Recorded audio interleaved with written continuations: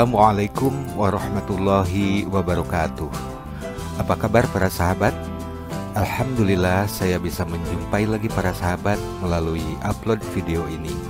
Semoga semuanya dalam keadaan sehat walafiat serta senantiasa dalam limpahan keberkahan dari Allah Subhanahu wa Ta'ala.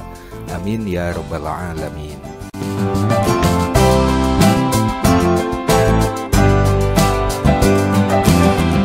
Pada kesempatan kali ini, saya akan menyajikan video tentang Masjid Abdullah bin Abbas, masjid bersejarah di kota Taif, Arab Saudi. Semoga berkenan dan memberikan tambahan informasi.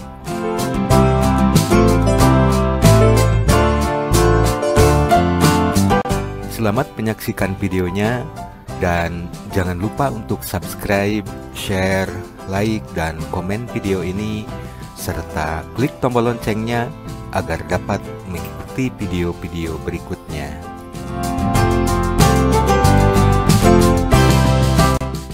Baiklah para sahabat, Abdullah ibnu Abbas atau nama lengkapnya Abdullah bin Abbas bin Abdul Muthalib bin Hasim bin Abdul Manab al-Quraisy adalah sepupu Rasulullah Shallallahu Alaihi Wasallam, putranya Abbas bin Abdul Muthalib, paman Rasulullah Shallallahu Alaihi Wasallam. Beliau memilih untuk menghabiskan sisa hidupnya di dataran tinggi Taif yang berjarak kurang lebih 85 km dari pusat kota Mekah. Begitu tawaduknya beliau sehingga merasa tak pantas untuk dimakamkan di Mekah ketika meninggal. Baginya dimakamkan di tanah di mana 11 syuhada sahabat Nabi yang gugur syahid dalam perang Hunain di Taif adalah kehormatan tertinggi.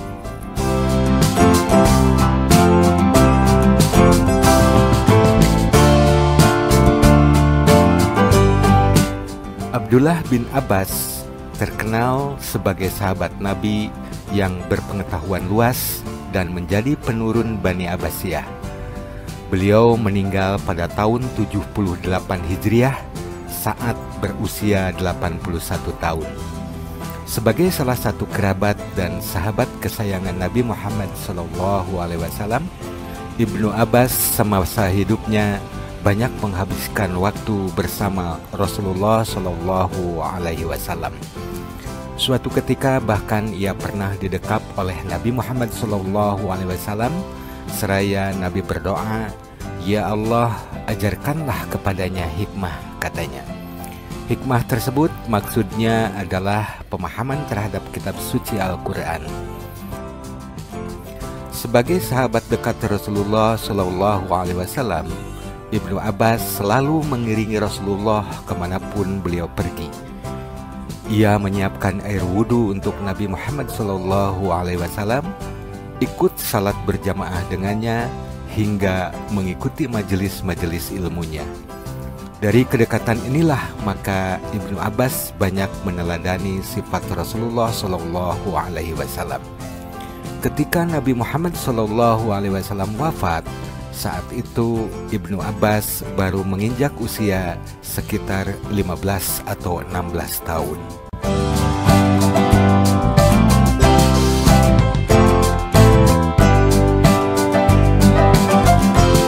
Setelah Rasulullah Shallallahu Alaihi Wasallam wafat, Ibnu Abbas terus bersyiar dan memperdalam ilmu agama Islam.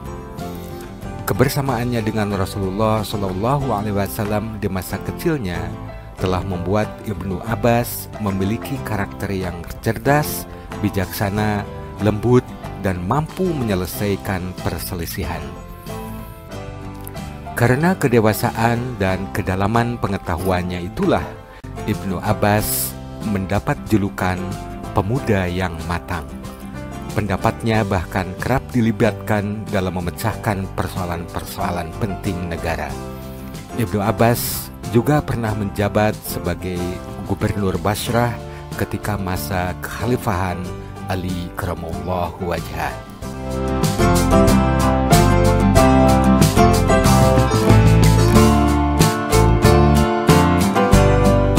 Menjadi salah satu orang terdekat Nabi Shallallahu Alaihi Wasallam, Ibnu Abbas meriwayatkan lebih dari 1.600 hadis. Jumlah tersebut terhitung sebagai jumlah riwayat hadis terbanyak kelima setelah Aisyah radhiyallahu anha. Ia juga turut terlibat dalam berjihad seperti di perang Hunain, Fath Mekah, Haji Wada, hingga perang Jamal dan Siffin bersama Ali bin Abi Thalib.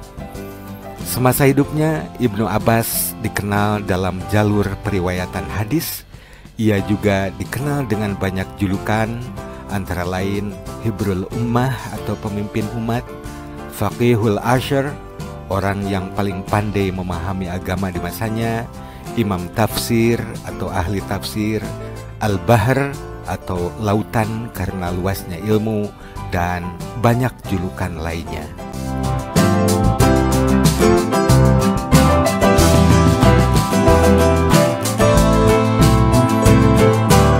Tak jauh dari makam Abdullah bin Abbas telah dibangun sebuah masjid yang dilengkapi dengan perpustakaan.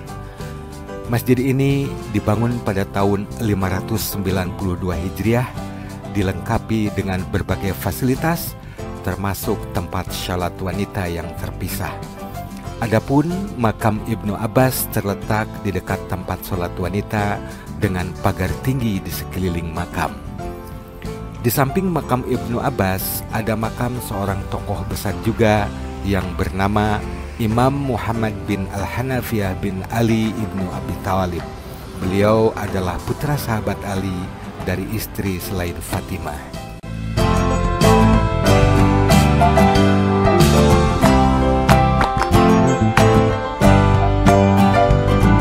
Tembok di sekeliling makam berwarna kuning kecoklatan, sama dengan warna dinding masjidnya yang terlihat sangat khas dan sangat berbeda jika dibandingkan dengan bangunan-bangunan di sekelilingnya.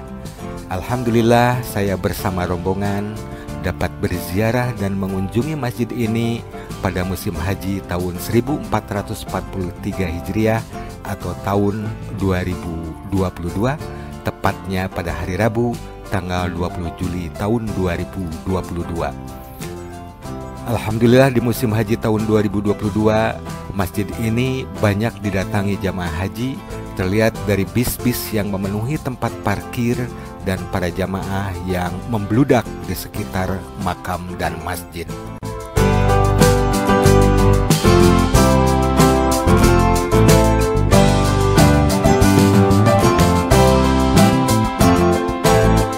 Masjid Ibnu Abbas terletak di tengah kota Taif, sebagai kota kecil di wilayah tersubur di deretan pegunungan Hada dan Asir, Arab Saudi. Di luar masjid, banyak penjual menjajakan berbagai macam souvenir khas Arab Saudi, termasuk parfum, sorban, abaya, jam tangan, kacamata, kacang-kacangan, kurma, hingga buah anggur dan delima. Wilayah Taif berada di ketinggian 1.500 meter dari permukaan laut, dengan jalan menujunya berbelok-belok, namun banyak tumbuhan dan tanaman pertanian di bukit-bukit tersebut, sehingga nampak lebih hijau dan indah dibandingkan dengan bagian wilayah Arab Saudi lainnya yang berbatu dan tandus.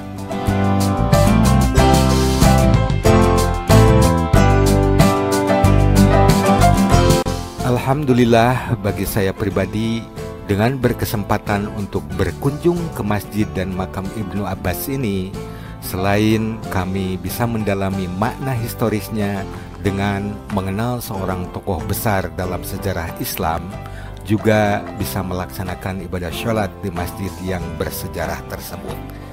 Suasana menunjang lainnya adalah bangunan luar masjid Ibnu Abbas yang masih mempertahankan nuansa dan kekhasan arsitektur Arab di awal-awal perkembangan agama Islam.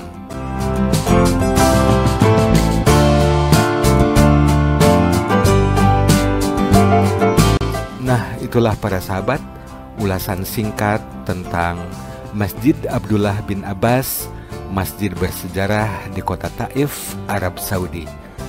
Tak lupa saya mendoakan para sahabat semua, bagi yang belum pernah melaksanakan ibadah haji atau umroh, semoga Allah takdirkan untuk dapat melaksanakan ibadah haji atau umroh. Dan bagi yang sudah pernah melaksanakan, semoga dapat melaksanakan haji atau umroh lagi dengan membawa keluarga dan anak cucu kita, serta semoga menjadi haji yang mabrur dan mabruroh. Terima kasih telah menonton videonya. Semoga berkenan dan menambah informasi. Salam sehat dan sukses selalu. Barakallahu fiikum. Wassalamualaikum warahmatullahi wabarakatuh.